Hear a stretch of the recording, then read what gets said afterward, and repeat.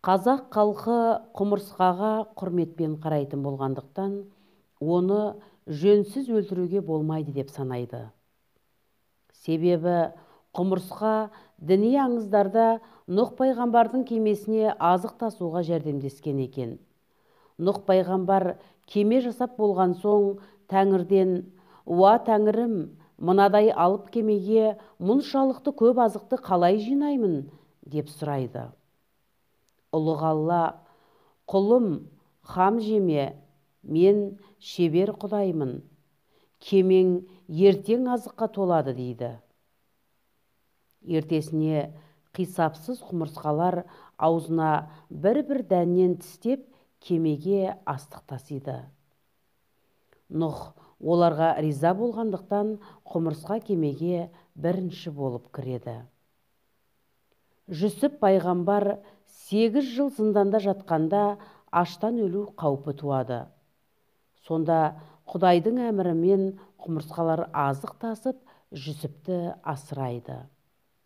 Жүсіп пайғамбар оларға риза болып: «Илеуің бұзылмасын, ешкім саған жәбір көрсетпесін» деп бата беріпті.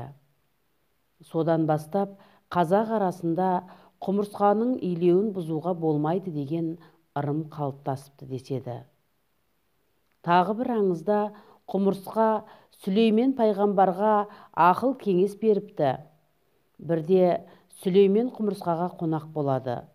Үйіне қайтқалы жатқанда Мәзере құмырсқа: «Сүлеймен, бір қолқам бар» дейді. «Құлағым сенде» дейді. Біз кішкентай болғандықтан адамның аяғының астында қалып, өліп қалып жатамыз. Бұдан былай әскерін қызыл жалау ұстап жүрсін. Қызыл түсті көргенде тапталмас үшін біз жол беріп қашайық депті. «Дегенің болсын» деп құмырсқамен қоштасады. Содан бері Сүлейменнің әскері қызыл жалау ұстап жүретін болыпты. Құмырсқалар да әліге дейін қызыл жалау көрсе індеріне қашады екен. Сондықтан да бағбандар бау-бақшасына құмырсқа қаптап кетсе, қызыл шүберек байлап қояды. Оны көрген құрт құмырсқа дереу індеріне тығылып, бақшаға жоламайды екен. Кейбір кісілер үйлерін құмырсқа басып кеткенде дәрі шашып қырмайды. Бөлмеге қызыл матадан жасалған майда жалауларды қадап шығады. Туларды көрген жәндіктер аз уақытта көзден ғайып болады екен.